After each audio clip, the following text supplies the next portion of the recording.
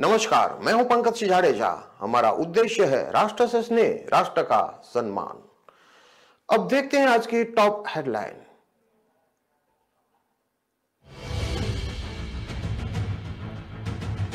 Yard तक सुरंग बनाई, 30 करोड़ के 16 इंजन उड़ाए।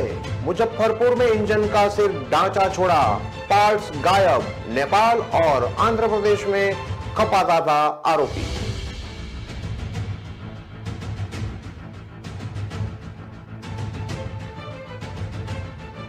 चूरू में बीएसएफ जवान की संदिग्ध हालत में मौत। खेत से भतीजे को फोन कर बोला मेरा दम घुट रहा है, गले पर मिले ईजा के निशान।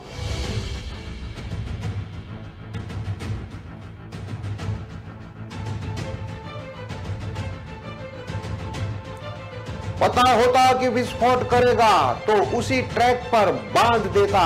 उदयपुर ब्लास्ट आरोपी के पिता बोले बेटे को फांसी दे दो, हमारी कोई जमीन नहीं है।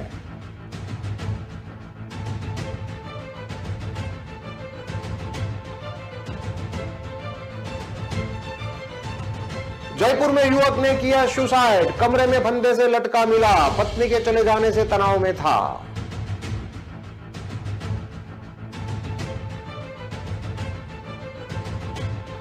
स्टूडेंट डूबे तो दोस्त ने कहा जंगल में खो गए हैं। हादसे के बारे में सही जानकारी देने से डर गया था मयंक, बाद में पुलिस को बताई सच्चाई। अब देखते हैं खबरें विस्तार से। मुजफ्फरपुर में रेल इंजन के पार्ट्स की चोरी केस में नए नए खुलासे हो रहे हैं। बताया जा रहा है कि बरौनी के गढ़हारा रेलवे यार्ड से चोरी हुए 16 रेलवे के इंजन के सभी पार्ट्स और पुर्जे खपाने वाला मनोहर शाह फरार है। आशंका है कि वह नेपाल भाग गया है। आपको बता दें कि बरौनी के पास गढ़हारा रेलवे यार्ड में खराब इंजन लगाया जाता है, जहां से चोरों का एक गिरोह रेल इंजन में लगे तांबा का वायर और एल्यूमिनियम के पार्ट्स को चोरी करके जिले के विभिन्न स्क्रैप कारोबारी के हाथ बेच दिया करता था। इसका खुलासा होने पर रेलवे पुलिस ने चोरी की प्राथमिकी दर्ज कर जांच शुरू कर दी है। रेल पुलिस ने गढ़हारा के आसपास के इलाकों से 3 चोरों को गिरफ्तार किया है। इस गिरोह के सरगना चंदन कुमार से पूछताछ के आधार पर मुजफ्फरपुर के प्रभात नगर कॉलोनी के मनहरलाल शाह के स्क्रैप गोडाउन पर छापेमारी की गई और वहां से चोरी हुए 13 बोरा रेलवे के इंजन पार्ट्स बरामद किए गए। उसने अपने गोदाम में रेल इंजन के कल पुर्जे को गलाकर नेपाल और आंध्र प्रदेश में खपा दिया है। जिन रेल इंजनों के पुर्जे मनोहर ने 50 उसमें एक एक इंजन की कीमत करीब 2 करोड़ है। इस हिसाब से मनोहर 16 इंजन के करीब 30 करोड़ के पुर्जे बेच चुका है। अब गढ़हारा यार्ड में इन इंजनों का ढांचा भर बचा है। मनोहर पर 2010 में रेलवे का चोरी का सामान खरीदने के जुर्म में मुजफ्फरपुर आरपीएफ में 2 केस भी दर्ज हुए थे। वह 2 बार जेल भी जा चुका है। वह उत्तर बिहार के 12 जिलों के विभिन्न स्टेशनों से चोरी रेलवे की संपत्ति की खरीदी बिक्री करता है। गुरुवार की देर रात तक मुजफ्फरपुर स्थित उसके घर पर छापेमारी हुई थी। मनोहर की संपत्ति की जांच ईडी या इनकम टैक्स डिपार्टमेंट से कराने का निर्णय आरपीएफ ने किया है।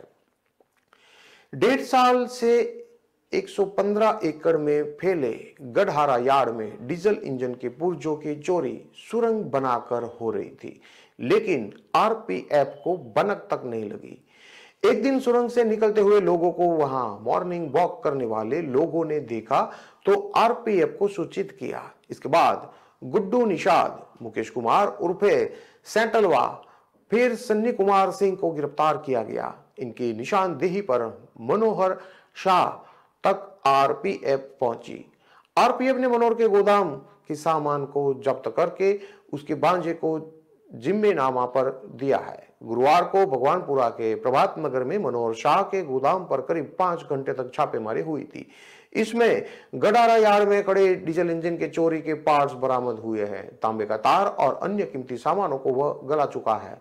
फिर भी चोरी का 13 बोरा सामान बरामद हुआ है। इसकी कीमत करीब 1.5 करोड़ रुपया बताई जाती है। 20 साल पहले मनोहर ठेला पर कबाड़ खरीदता था। धीरे धीरे उसका संपर्क रेलवे का लोहा, तांबा और तार समेत अन्य सामान चोरी करने वाले गिरोह से हुआ। वह रेलवे का चोरी का सामान खरीदने लगा। इस धंधे में अधिक आमदनी देखकर मनोहर ने बोचहा स्थित अपनी पैतृक जमीन में से 10 कट्टा बेचकर इस धंधे में पैसा लगाया। जेल से छूटने के बाद मनोहर ने मुजफ्फरपुर में दो बर्तन की दुकान खोली। इसकी आड़ में वह चोरी के सामान की खरीद बिक्री बड़े पैमाने पर करने लगा। इंजन चोरी होने की घटना नई नहीं है। 21 दिसंबर 2021 को पूर्णिया कोर्ट स्टेशन से सीनियर सेक्शन इंजीनियर ने रेल इंजन बेच दिया था। वह फिलहाल जेल में है। समस्तीपुर में भी 2021 में 25 पुराना डीजल इंजन आया था। मनोहर शाह को गिरफ्तार करने के लिए विशेष टीम गठित की गई है। गिरफ्तारी के बाद अन्य तथ्य सामने आएंगे।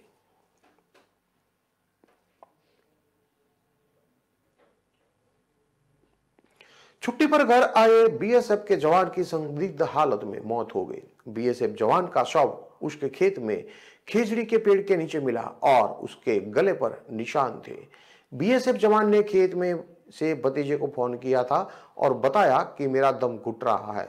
इस पर परिजनों ने खेत में जाकर उसको संभाला तो वह बेहोशी की हालत में मिला। मामला चूरू जिले के रतननगर थाना क्षेत्र के कुणसीसर गांव का है। मृतक के बड़े भाई सांवरमल सैनी ने बताया कि उसका छोटा भाई विनोद कुमार सैनी, जो कि 35 साल का था, सीमा सुरक्षा बल यानी कि बीएसएफ में नौकरी करता था और त्रिपुरा में उसकी ड्यूटी लगी थी।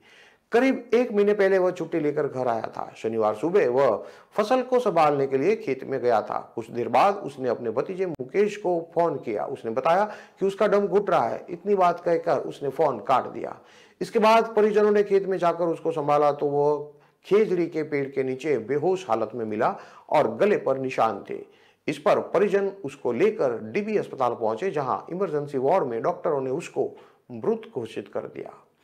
घटना की सूचना मिलने पर अस्पताल चौकी से कांस्टेबल दयाराम शर्मा वार्ड में पहुंचे और परिजनों से घटना की जानकारी ली। सांवरमल सैनी ने बताया कि 4 भाइयों में विनोद सबसे छोटा था। साल 2011 में वह बीएसएफ में भर्ती हुआ था और फिलहाल त्रिपुरा में तैनात था। विनोद की शादी 2009 में श्री डूंगरगढ़ निवासी भवानी हुई थी और उसके 6 साल की बेटी और 4 साल का बेटा भी है। उधर बीएसएफ के जवान की मौत की सूचना मिलने पर अस्पताल में गांव के लोगों की भारी भीड़ जमा हो गई। रतननगर थाना के एएसआई कैलाश ने बताया कि छुट्टी पर घर आए बीएसएफ के जवान की मौत का मामला सामने आया है। सूचना पर अभी अस्पताल पहुंचे हैं और मामले की जानकारी जुटाई जा रही है। शव का पोस्टमार्टम करवाया जाएगा, जिसकी रिपोर्ट में ही पता चल पाएगा कि मौत किस कारण से हुई थी।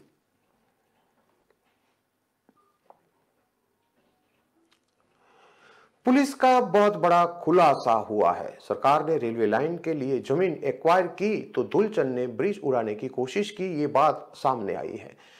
दुलचंद के पिता बोले, मेरा नाम तो कोई जमीन ही नहीं है, वो तो बड़े भाई के नाम थी, उसे हर्जाना भी मिला है, फिर भी बेटा पता नहीं क्यों फाइल लेकर घूमता रहता था। इतना धमाका कर दिया। उदयपुर रेलवे ब्रिज पर धमाके के मास्टरमाइंड के पिता का यह बयान अब पुलिस के खुलासे पर सवाल खड़े कर रहे हैं, क्योंकि पुलिस ने अपने खुलासे में बताया कि दुलचंद ने जमीन अधिग्रहण का मुआवजा नहीं मिलने से नाराज होकर धमाका करना बताया। वहीं पिता कह रहे हैं कि जमीन तो उनके पिता के बड़े भाई की थी और उन्हें अधिग्रहण का मुआवजा भी मिल चुका है।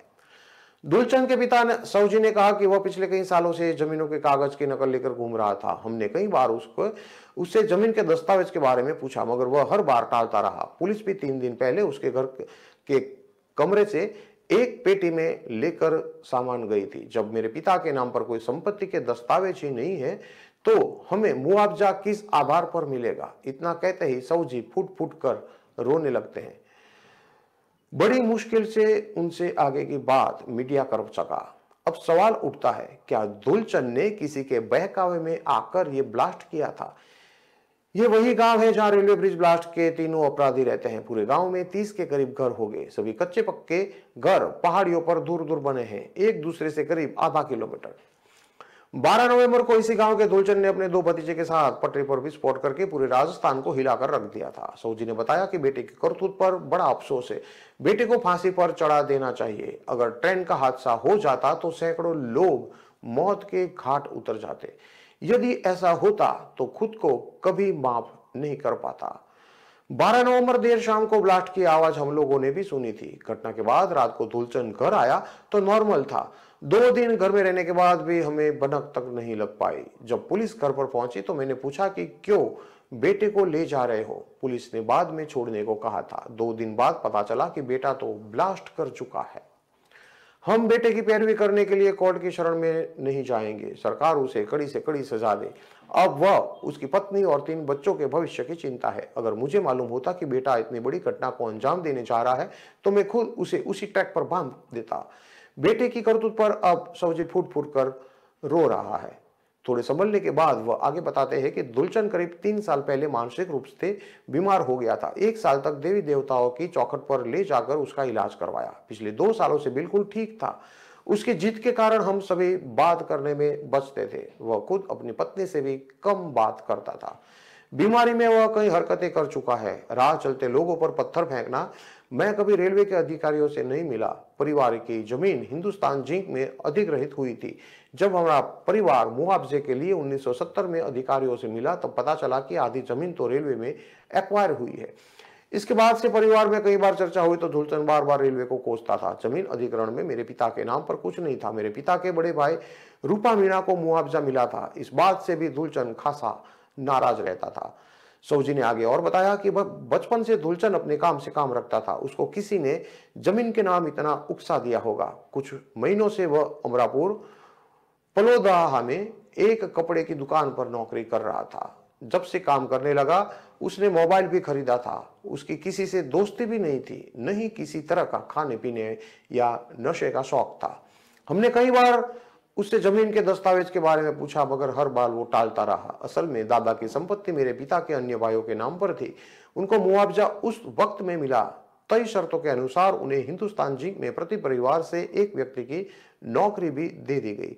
हमारे परिवार में 2 बेटे और भी है। वे इन चीजों से बचते हैं। दुलचन पूर्वजों की उसी जमीन के बारे में मन में मुआवजे की चाह रखता होगा क्या?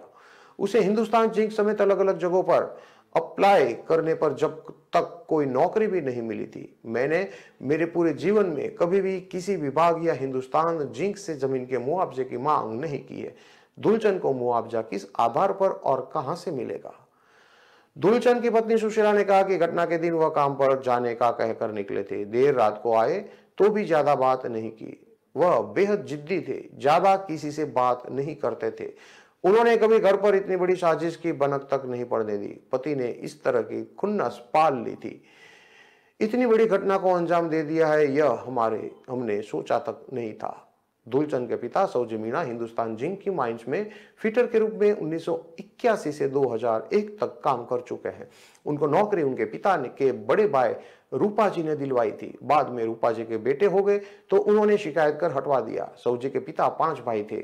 उनके पिता सबसे छोटे थे। ऐसे में उनके पिता के नाम पर खातेदारी जमीन नहीं थी। उन्होंने कहा कि 1970 में जब हिंदुस्तान जिंक ने जावर माइंस के पास बालड़िया में करीब 5 बीघा जमीन अधिग्रहित की, इस दौरान जिंक ने वादा किया था उसकी भी जमीन होगी। उसके परिवार के एक एक व्यक्ति को कंपनी में नौकरी दी जाएगी। पिता या मेरे पास कोई वैध दस्तावेज नहीं थे, इस वजह से मैं कभी दावा करने नहीं गया। 2 साल पहले भी दुलचंद ने जावर माइंस थाने के बाहर घर के सभी बर्तन ले जाकर हंगामा किया था। हमने काफी समझाया मगर वह नहीं माना था।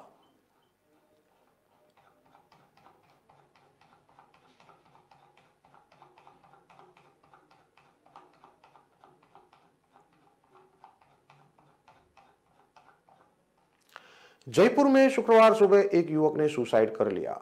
कमरे में उसका शव फंदे से लटका मिला। करधनी थाना पुलिस ने एफएसएल टीम की मदद से सबूत जुटाए। पुलिस ने पोस्टमार्टम के लिए शव को हॉस्पिटल की मॉर्चरी में भेज दिया है। पुलिस ने मृतक के पास किसी प्रकार का सुसाइड नोट मिलने की बात से इनकार किया है। एसएचओ हरिलाल सैनी ने बताया कि मृतक जितेंद्र सिंह जो कि 40 साल का है और निवारो रोड करधनी का रहने वाला था। वो परिवार के साथ यहाँ रहता है। मकान के ग्राउंड फ्लोर पर उसके 2 भाई और वह फर्स्ट फ्लोर पर रहता है। वह नशे का आदी था। करीब 1 महीने पहले उसकी पत्नी पीहर चली गई थी, जिसके चलते वह तनाव में रहता था। शुक्रवार सुबह उसने अपने कमरे में बेड शीट का फंदा लगाकर सुसाइड कर लिया। सुबह करीब 7 बजे उसका भाई नरेंद्र उसे चाय के लिए बुलाने पहुंचा। कमरे में जाकर देखने पर जितेंद्र फंदे से लटका मिला। सुसाइड का पता चलने पर स्थानीय लोग इकट्ठा हो गए। करधनी थाना पुलिस सूचना पर मौके पर पहुंची। पुलिस ने एफएसएल टीम की मदद से मौके से सबूत जुटाए। मौका मुआ होने के बाद शव को फंदे से उतारा गया। पुलिस ने पोस्टमार्टम के लिए शव को हॉस्पिटल की मॉर्चरी में भिजवा दिया है। पुलिस का कहना है कि मृतक के पास सुसाइड नोट नहीं मिला है। प्रथम दृष्टया जांच में सामने आया है कि पत्नी के पियर जाने के बाद से वह तनाव में था। पुलिस सुसाइड के कारण का पता लगाने का प्रयास कर रही है।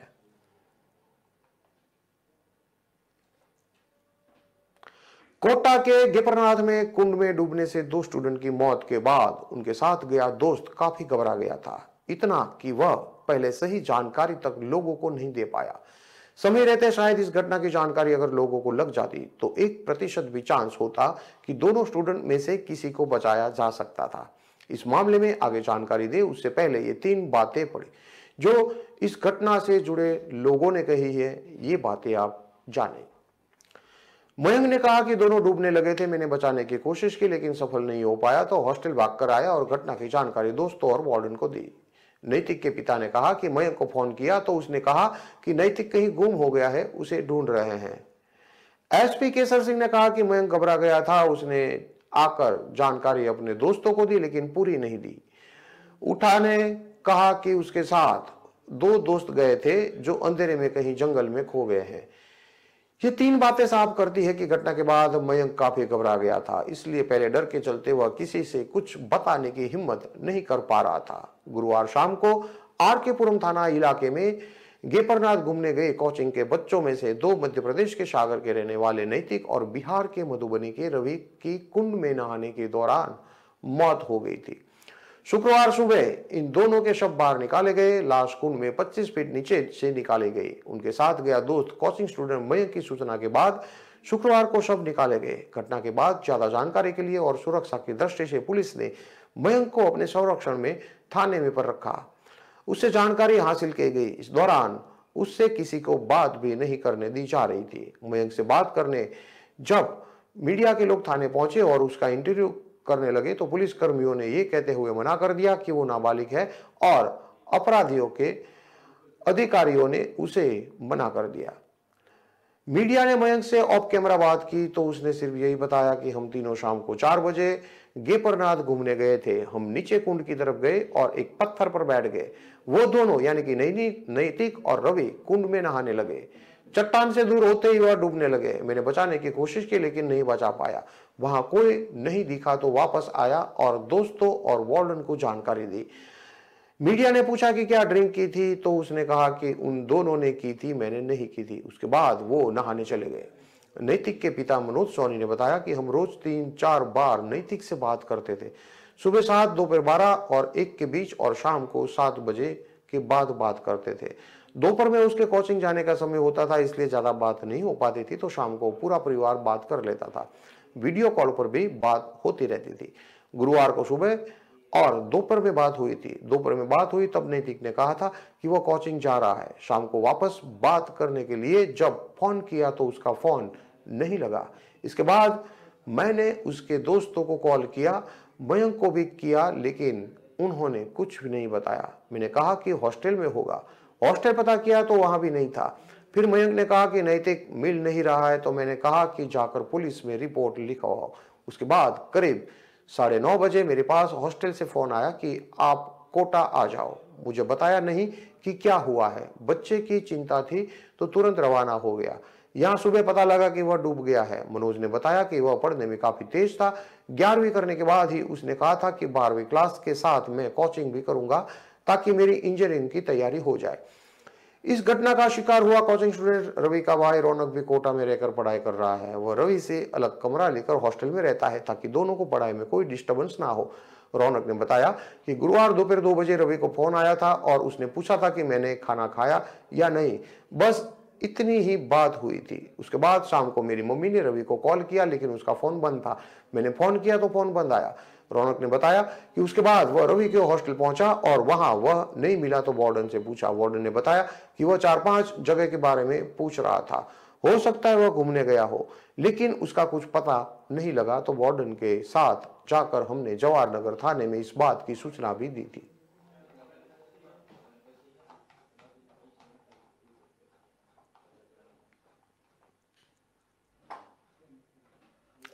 खबरों में लेते हैं अब एक छोटा सा विराम।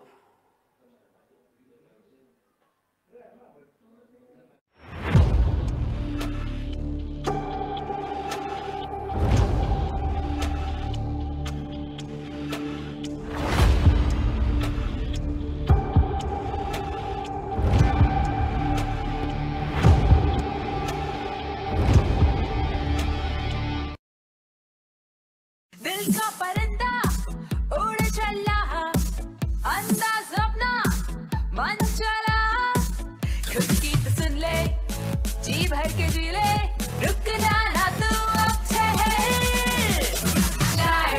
Lyra, anytime, anywhere. Lyra, everybody loves to wear. Lyra, anytime, anywhere.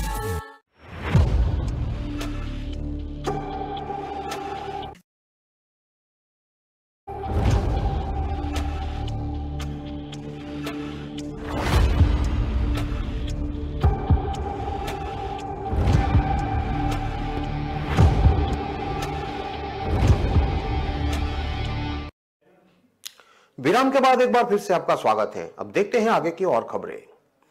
Udaipur में युवक युवती की हत्या का सनसनीखेज मामला सामने आया है। दोनों की बॉडी न्यूड मिली। युवक का प्राइवेट पार्ट कटा हुआ और युवती के चोट के निशान मिले। शवों को जलाने का भी प्रयास किया गया था। मामला गोगुंदा थाना इलाके का शुक्रवार का है।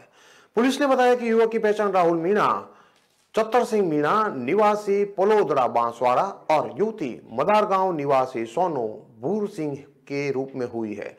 युवक अदवाश उदयपुर के सरकारी स्कूल में टीचर था। उसकी शादी 2017 में हुई थी। उसकी 2 बेटियां हैं।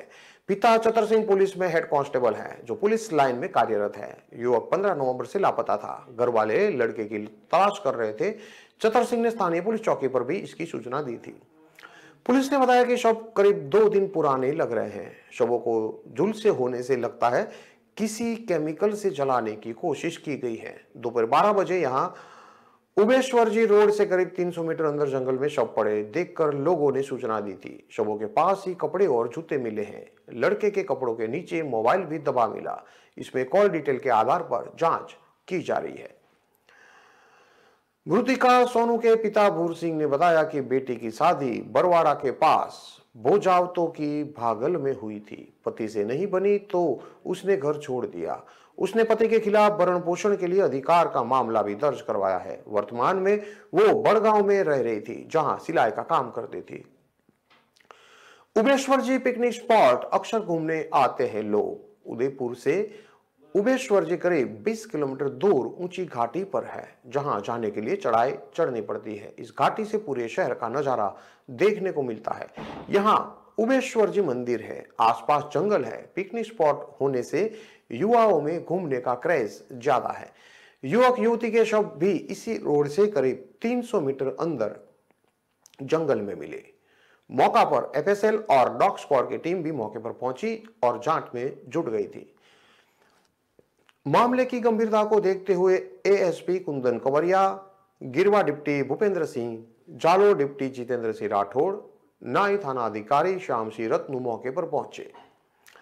उदयपुर एसपी विकास शर्मा ने बताया कि शुरुआती जांच में मामला प्रेम प्रसंग का लग रहा है। शवों को देखकर घटना 1 या 2 दिन पुरानी लगती है। जिस तरह से यह घटना हुई वो रंजिश की तरफ इशारा कर रही है। शवों पर कोई जगह चोट के निशान नहीं।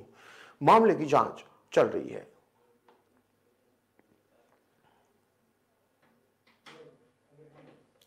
कांग्रेस की भारत जोड़ो यात्रा के बीच बीजेपी ने कांग्रेस सरकार के 4 साल पूरे होने को लेकर आंदोलन की तैयारी कर ली है। कांग्रेस की भारत जोड़ो यात्रा के फिलहाल 3 दिसंबर को राजस्थान पहुंचने का अनुमान लगाया जा रहा है।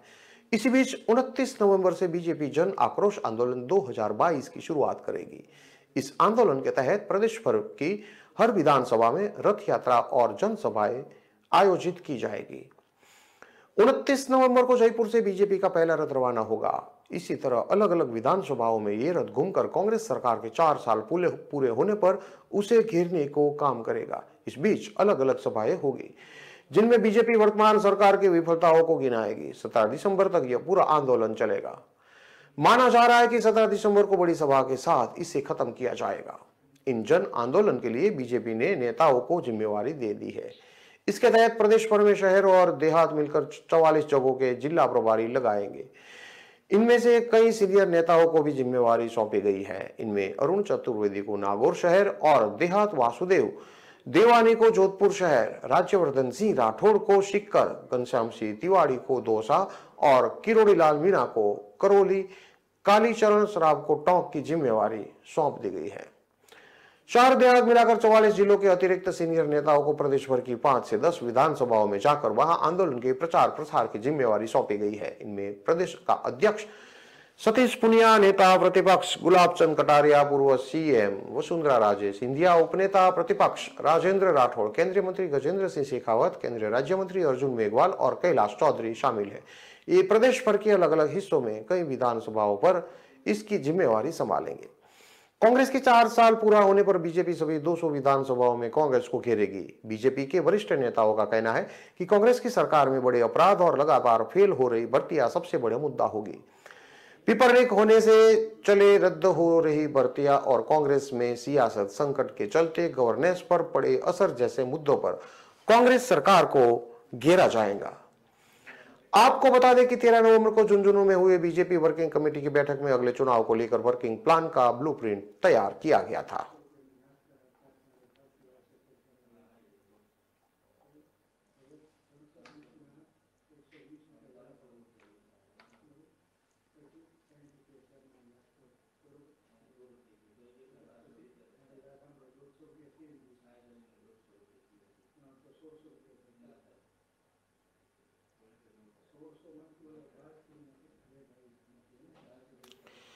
इन सभी खबरों को विस्तार से पढ़ने के लिए आप हमारे वेबसाइट का भी प्रयोग कर सकते हैं। हमारा वेब का पता है www.kalamkartavya.com। हमारी कलम ही हमारा कर्तव्य है के उद्देश्य के साथ खबर को आप राष्ट्र प्रथम के साथ भी देखते रहिए। नमस्कार।